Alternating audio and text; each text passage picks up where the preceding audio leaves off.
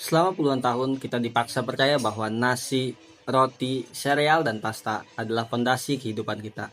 Kita semua tumbuh dengan piramida makanan yang menaruh karbohidrat di paling bawah. Tapi hari ini di Washington DC, piramida itu sedang dirubah. Robert F. Kennedy baru saja membalikan meja makan Amerika dan dunia. Gula disingkirkan, proses industri dikutuk, dan lemak jenuh yang dulu dianggap musuh kini dipuja kembali. Namun, ada satu rahasia yang tidak diceritakan berita kepada kita. Perubahan ini bukan terjadi karena pemerintah peduli pada kesehatan kita. Ini terjadi karena raksasa industri makanan seperti Pepsi dan Nestle itu sudah lebih dulu mencium bau kekalahan. Mereka tidak sedang dipaksa berubah. Mereka sedang menyelamatkan diri karena kita sudah mulai berhenti membeli makanan mereka.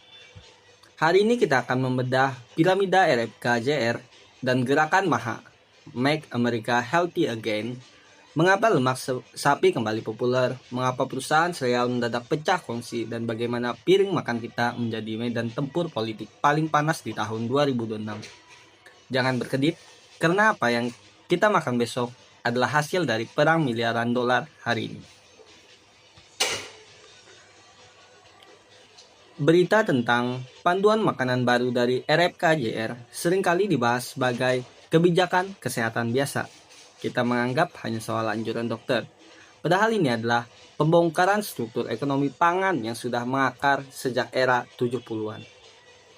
Ada permainan tentang bagaimana perusahaan raksasa seperti Kraft Heinz dan Kellogg melakukan manuver pecah perusahaan demi membuang divisi makanan sampah mereka.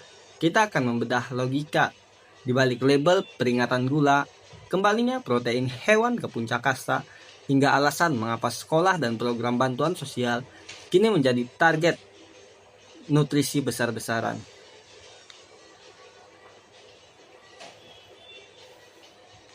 Mari kita bicara soal matematika industri. Selama 50 tahun, industri makanan mendapat keuntungan gila-gila dari gula dan tepung.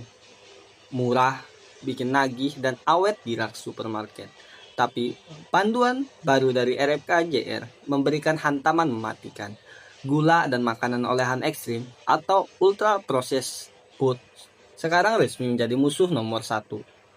Tahukah kita mengapa raksasa seperti Kraft Heinz mendadak memisahkan diri menjadi 2 perusahaan? Karena produk legendaris seperti MAC dan Cheese dan Lookable sudah mulai ditinggalkan. Penjualan mereka merosot bukan karena regulasi, tapi karena 76% konsumen lebih memilih menggunakan makanan sebagai obat daripada resep dokter.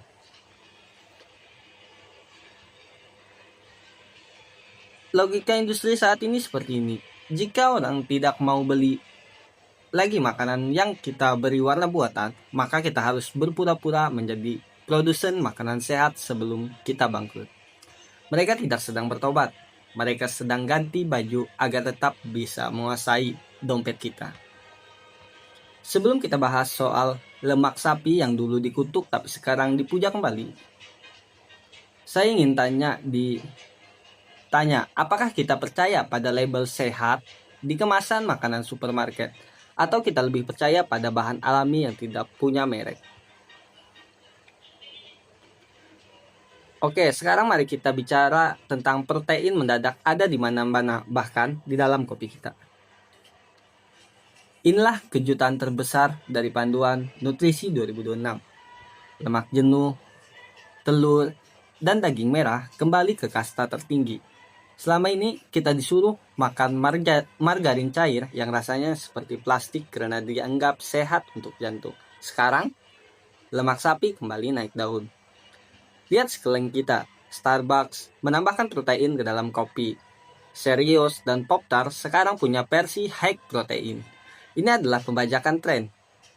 Industri tahu kita sedang mencari protein. Jadi mereka menyuntikkan bubuk protein ke dalam makanan sampah agar kita merasa tidak berdosa saat memakannya. Logikanya seperti ini. Jika kita takut karbohidrat, maka perusahaan akan bungkus karbohidrat itu dengan label protein. dan kita akan tetap membelinya dengan harga lebih mahal.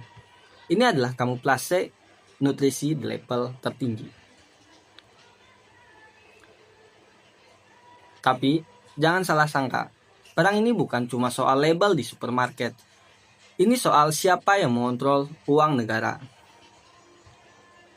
Panduan makanan ini bersifat wajib bagi sekolah-sekolah publik dan program bantuan pangan seperti SNAP dan WIC. Artinya, miliaran dolar kontrak pengadaan makanan untuk jutaan anak-anak Amerika akan berpindah tangan. Dari perusahaan sereal dan susu rendah lemak ke produsen daging dan susu utuh.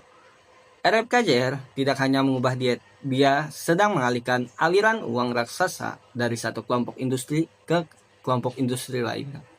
Bagi sebagian orang, ini adalah evolusi kesehatan. Bagi yang lain, ini adalah ancaman bagi industri pertanian tradisional yang sudah puluhan tahun disubsidi oleh pemerintah untuk menanam jagung dan gandum.